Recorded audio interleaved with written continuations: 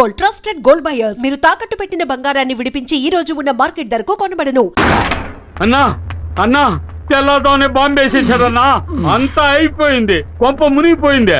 మీరు ఓడిపోవడం ఖాయమన్నా. ఏంట్రా వాగుతున్నా? నేనేం వాగట్లేదన్నా, ఆ టీవీ చూసి ఊరే బొగ్గుమంటోంది. వెళ్ళండి అన్నా, వెళ్ళి టీవీ చూడండి.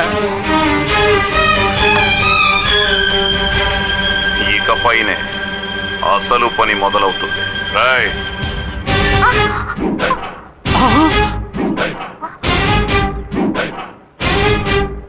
ఏంటే మొగుడికేసి లుక్కులు ఇస్తున్నా? కాంట్రాక్టర్ చెప్పన్నా. వీళ్ళంతా ఎవరో తెలుసా? తెలీదన్నా. ఇదిగో ఇక్కడ నించున్నారే పబ్లిక్.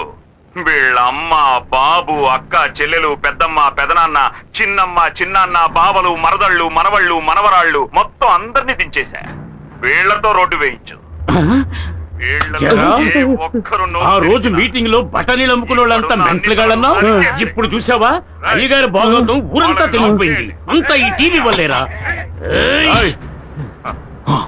ఎమ్మెల్యే రే రాజు అన్నయ్య, ఇంకో 10 నిమిషాల్లో ఈ త్రిశూలం టీవీ ఉన్న చోటు ఉండకూడదు. నేలమట్టం చేసేయండి. అలాగే అన్నయ్య. రేయ్ రండ్రా.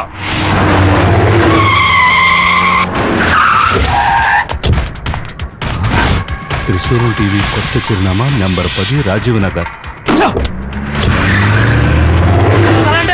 ఇక్కడ జరిగిన గొడవకి ఆ దుర్మార్గుడు భుజంగమే కారణం. నేను నిఖార్సైన వాణ్ణయ్యా. ఈ దేశ ప్రజలకు ఏదైనా మంచి చేయాలనుకుంటున్నాను. నా కడుపు రగులుతోందయ్యా. నా ఉసురు తగిలి వాడు ఏదో ఒక రోజు ఖాళీ మాడి మసైపోతాడు, నాశనం అయిపోతాడు. అన్నయ్య, లైవ్ లో చూపించి పరువు తీసుకున్నాడు రా. ఏం పీకుతున్నావు అక్కడ? అడ్రస్ మార్చేశాడు అన్నయ్య, వెతుకుతున్నాను.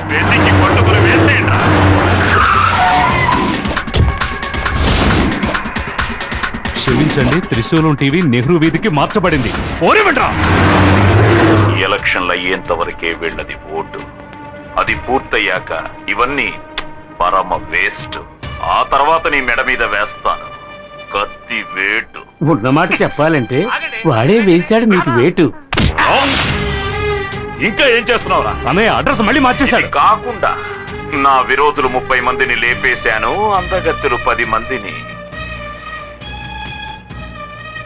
దుర్మార్గుడా, మంటల్లో మసి చేసి విభూదిగా పెట్టుకుంటా.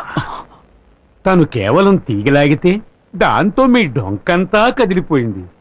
అయితే ఒకటి, తాను మిమ్మల్ని అవమానించడం కోసం అలా అడగలేదు, కెమెరాకు సూట్ అయ్యే ప్రశ్నలే అడిగింది. మీరు కొంచెం మేకప్ తో వెళ్ళుంటే బాగుండేది.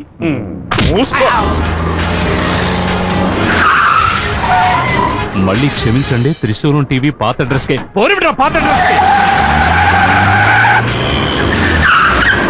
త్రిశూలం టీవీ ఇదే అడ్రస్ లో సంచలన వార్తలతో రండి పెడదాం.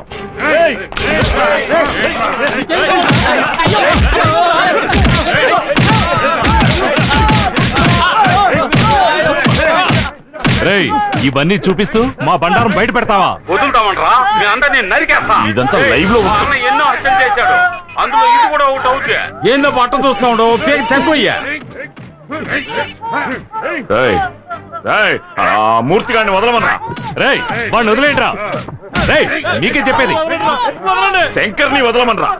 ఆ కోట్లింగాన్ని కూడా కోట్లింగాన్ని వదలమనరా. రేయ్, వాడిని వదలంట్రా. వదలంట్రా. రేయ్, నువ్వు ముందా ఈశ్వరుని వదలరా. వాడికే చూస్తావేంట్రా? వదలమంటున్నానుగా, వదలు. అన్నయ్య, ఇక్కడ జరుగుతుంది నీకెలా తెలుస్తోంది? డైరెక్ట్ గా చూస్తున్నాడు చెప్తారా? నేను మాత్రమే కాదు, ఊరంతా చూస్తున్నారా. ఏమంటున్నావు అన్నయ్య? లైవ్ లో వస్తుంది ప్రత్యక్ష ప్రసారం.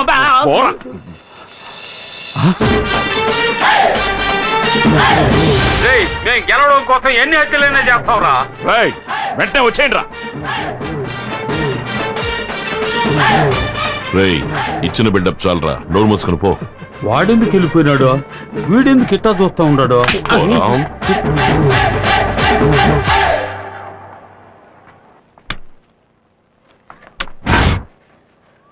ఇండిపెండెంట్ అభ్యర్థి శివలింగం 17 ఓట్ల మెజారిటీతో ముందంజలో ఉన్నారు. నియోజకవర్గంలో రామ్మూర్తి 5000 ఓట్ల మెజారిటీతో ముందంజలో ఉన్నారు. ఆత్మకూరులో భుజంగం 28 ఓట్ల ఆధిక్యతతో ముందంజలో ఉన్నారు. ఇప్పుడే అందిన సమాచారం, ఇండిపెండెంట్ అభ్యర్థి శివలింగం 47 ఓట్ల ఆధిక్యతతో ముందంజలో ఉన్నారు. అభ్యర్థి భుజంగం 8 ఓట్ల తేడాతో ముందంజలో ఉన్నారు. పశ్చిమ నియోజకవర్గంలో సుబ్బారావు 8,000 ఓట్ల మెజారిటీతో ముందంజలో ఉన్నారు. ఎన్నికల ఫలితాలు ఇప్పుడే అందిన సమాచారం. ఆత్మకూరు నియోజకవర్గానికి జరిగిన ఎన్నికల్లో భుజంగం 10 ఓట్ల మెజారిటీతో గెలుపొందారు. ఆయన సమీప అభ్యర్థి శివలింగం ఆఖరి నిమిషం వరకు ముందంజలో ఉండి చివరకు 10 ఓట్ల తేడాతో ఓడిపోయారు.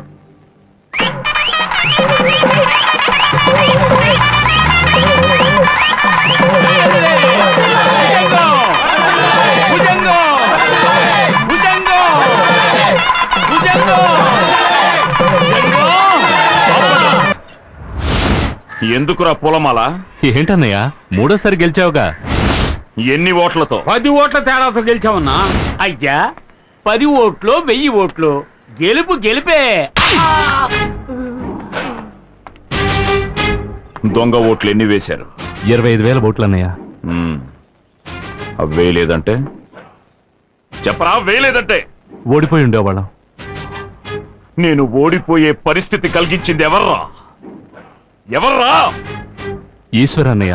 ఏంట్రా ఈశ్వరి రాయ్? ఆ పూలమాల అలాగే ఉంచుకోండి. వాడి శవానికి వెయ్యాలి. రాయ్ లాక్కురండి రావండి.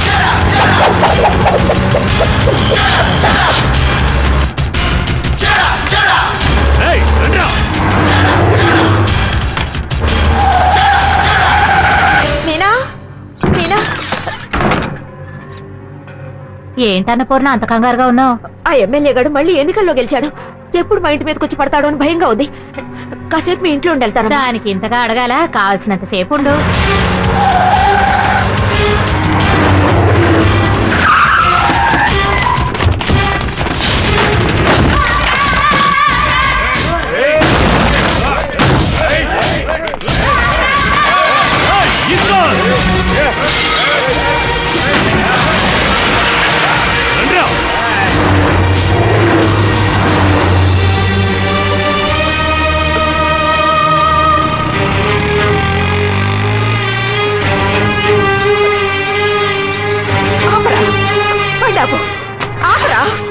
ఏంటమ్మా ఎక్కడ ఉన్నావు? నాతో బయలుదేరు.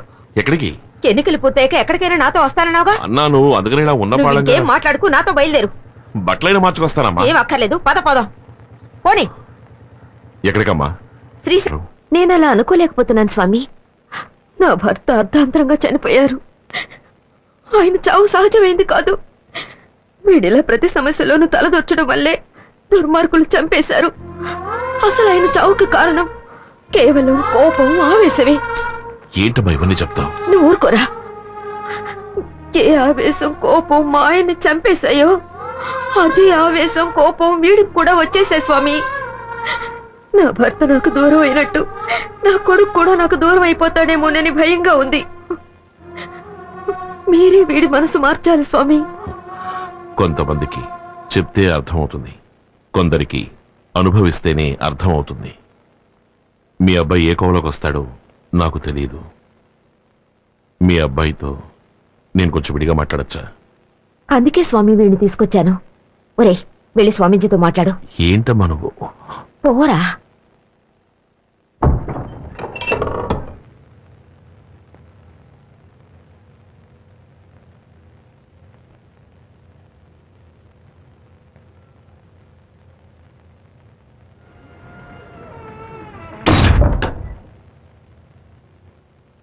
ఎందుకు బాబు మీ అమ్మగారిని ఇబ్బంది పెడతావు? అయ్యో ఆవిడ గురించి వదిలేండి స్వామి. ఎప్పుడు ఏదోటి సణుగుతూ ఉంటుంది. ఊళ్ళో సంగతులు అస్సలు ఏమీ తెలియవు. ఊళ్ళో సంగతులు నీకు అనవసరం. ముందు పెద్దవాళ్ల మనసు నొప్పించకుండా నువ్వు నడుచుకో. అందుకని సామాజిక స్పృహ ఉండకూడదని నేను చెప్పడం లేదు. ప్రతివాడికి సామాజిక స్పృహ ఉండాలి. గాంధీజీ హింసకు పాల్పడ్డారా? కత్తి చేత పట్టారా? ఎవరి మనసుని నొప్పించకుండా ఆయన దేశభక్తిని ప్రదర్శించారుగా. అందుకే ఒక సామాన్యుడు మహాత్ముడై ఈనాటికి జీవిస్తున్నాడు. సమాజం పట్ల నీకున్న శ్రద్ధని ఈ విధంగా చూపించు. సైన్యం శత్రువులతో పోరాడితే దాని పేరు యుద్ధం. ఒక పోలీస్ నేరస్తుడితో గొడవ పడితే దాని పేరు కర్తవ్యం. ఇప్పుడు నువ్వు గొడవ పడుతున్నావే, దాని పేరేమిటి? యుద్ధమా, కర్తవ్యమా? నేను చెప్తాను. రౌడీయిజం. బతికుండగా మనం చేసిన తప్పులకి చనిపోయిన తర్వాత మన ఆత్మ బాధపడకూడదు. నువ్వు చెప్పేది నాకు వినపడుతుంది, నేను చెప్పేది నీకు వినపడుతుంది. మన ఆలోచన కూడా ఆ దేవుడికి తెలుస్తుంది. ఒక మంచి మనిషికి చెడు ఆలోచనలు ఉండకూడదు. స్వామి, మనకి ఆలోచన ఒకటే, మాట ఒకటే. ఇంతవరకు మీరు మాట్లాడారు, ఇప్పుడు నేను మాట్లాడచ్చా? రావణాసురుడిని అంతం చేశాడే శ్రీరాముడు, ఆయన ఏమన్నా పోలీసా? కంసుడిని మట్టు పెట్టాడే మన శ్రీకృష్ణుడు, ఆయన ఏమన్నా సైనికుడా? చెప్పండి స్వామి. కాదు. మరి వాళ్ళు చేసిందేమిటి? రౌడీయిజమా? అది అసుర సంహారం. అప్పుడు నేను చేసింది అంతే. అందుకని నేను దేవుణ్ణి కాదు, స్వాములవారిని కాదు. స్వామి, మీరు జ్ఞానులు, ఆధ్యాత్మిక చింతన ఉన్నవారు. మీ లక్ష్యం ప్రశాంతంగా జీవించడం. కానీ నేను ఒక సగటు మనిషిని. జీవించడమే నా లక్ష్యం. ఈ కలికాలంలో జీవితమే ఒక పోరాటం. నేను పోరాడి తీరాలి. గుడికొచ్చే వాళ్లలో 190% మంచివాళ్ళు. వాళ్లతోటే మీ జీవితం. కానీ సమాజంలో 190 మంది హంతకులు, దొంగలు, దగాకోర్లు, దోపిడీదారులు, పోకిరీలు, పోరంబోకులు. వాళ్లతోటే నా జీవితం. నేనెలా ప్రశాంతంగా ఉండగలను? మీరు చెప్పినట్టు ఈ కాలంలో ప్రశాంతంగా ఉండాలంటే ఉండొచ్చు, కానీ ఎలా? ఇంట్లోకి జొరబడి చెల్లెలు చేపట్టుకుని లాగుతారు, చూస్తూ ఊరుకోవాలి. ఫ్రెండ్ని నడి రోడ్లో రౌడీలు కొడతారు, నరుకుతారు, చూస్తూ ఊరుకోవాలి. అయిన వాళ్ళు ఆస్తంతా దోచుకుపోతారు, అవన్నీ సహిస్తూ చూస్తూ ఊరుకోవాలి. నేను చెప్పినవన్నీ వదులుకుంటేనే ప్రశాంతత కలుగుతుంది అంటే ఆ ప్రశాంతత నాకు అనవసరం. అనుభవించిన వాడు చేసే ఉపదేశానికి, అనుభవించని వాడు చేసే ఉపదేశానికి చాలా తేడా ఉంది. సరే, మీరు దేవుణ్ణి నమ్ముతారుగా? దేవుడి ఆశీస్సులు, కృపా కటాక్ష వీక్షణాలు మీకున్నాయిగా? అంతెందుకు, మీకు శక్తి ఉందని ప్రజలు నమ్ముతున్నారు కదా. అది నిజమే అయితే 3 మాసాలు 90 రోజులు నా స్థానంలో మీరుండండి, మీ స్థానంలో నేనుంటాను. మీ స్థానంలో నేనుండడం గొప్ప విషయం కాదు. 3 మాసాలు అక్కడ నుండి వచ్చిన తర్వాత మీరు ఏమైనా చెప్పండి. సహనంతో ఉండమంటే సహనంగా ఉంటాను, తిట్టద్దు అంటే తిట్టను, కొట్టద్దు అంటే కొట్టను, నించోమంటే నించుంటాను, కూర్చోమంటే కూర్చుంటారు. అంతెందుకు, చచ్చిపోమంటే చచ్చిపోతాను. ఇది మీ మీదొట్టు. వెళ్ళి బయట మీ అమ్మగారిని పిలుచుకురండి. ఏంటి అలా చూస్తున్నారు? ఇంకో 3 నెలల వరకు ఆవిడ మీ అమ్మగారు. వెళ్ళండి. అమ్మా, స్వామీజీ పిలుస్తున్నారు, లోపలికి రండి. నన్నెప్పుడు ఏకవచనంతో పిలిచేవాడివి. స్వామీజీతో మాట్లాడిన 5 నిమిషాల్లో నీలో ఎంత మార్పు వచ్చేసింది. స్వామీజీ మహిమ. రా.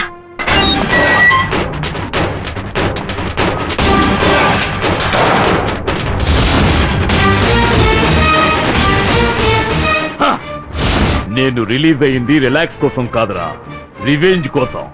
ఎక్కడ్రా ఈశ్వర్? ఏం స్వామి, మా అబ్బాయికి చేయాల్సిన ఉపదేశం చేసేశారా? అన్నీ ఉపదేశించారు, ధైర్యంగా తీసుకువెళ్ళండి. వెళ్ళరా, పెళ్లి వారి పాదాలకు నమస్కరించి ఆశీస్సులు అందుకో. ఏంటి రాజా, ఆదిలోనే హంసపాద? ఇప్పటికే ఏం మించిపోలేదు. బాగా ఆలోచించి నిర్ణయించుకో.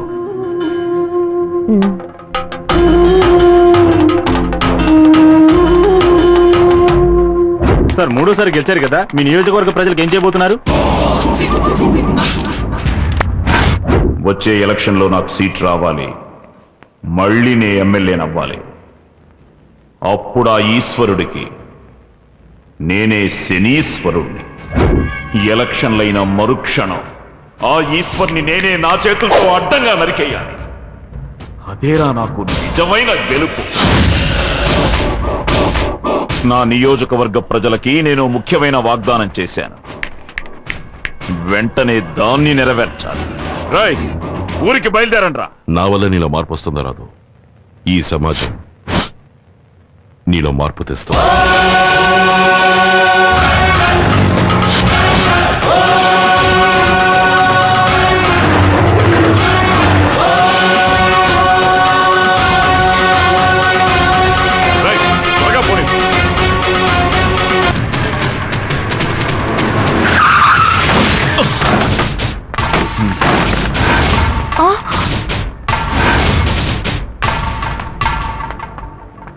ఈశ్వర్ ఎక్కడున్నాడు? రాలేదు.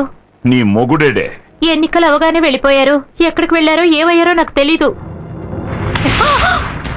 ఎక్కడున్నాడే Eshwar? And for more videos, Please subscribe to iDream. Please subscribe to iDream. Please subscribe iDream. And please subscribe to iDream. For more videos, subscribe to iDream. Please like, share and subscribe to the channel. Congratulations, iDream. Subscribe to iDream. Subscribe to iDream. So subscribe to iDream Media. iDream ki iDream team andarki huge congratulations. Please subscribe iDream Media. Please subscribe to iDream. Subscribe iDream. Please subscribe to iDream. iDream అంటే నా కళల channel subscribe చేసుకున్న నోరు తిరుగుతలేదు. మీరైతే గంట గుర్తు కొట్టండి. For more such videos, please subscribe to iDream. Subscribe to iDream. Please subscribe to iDream. Please subscribe iDream Media. Please do subscribe to iDream. Please subscribe to iDream Media. For best entertainment and information, please subscribe iDream. And don't forget to subscribe to iDream.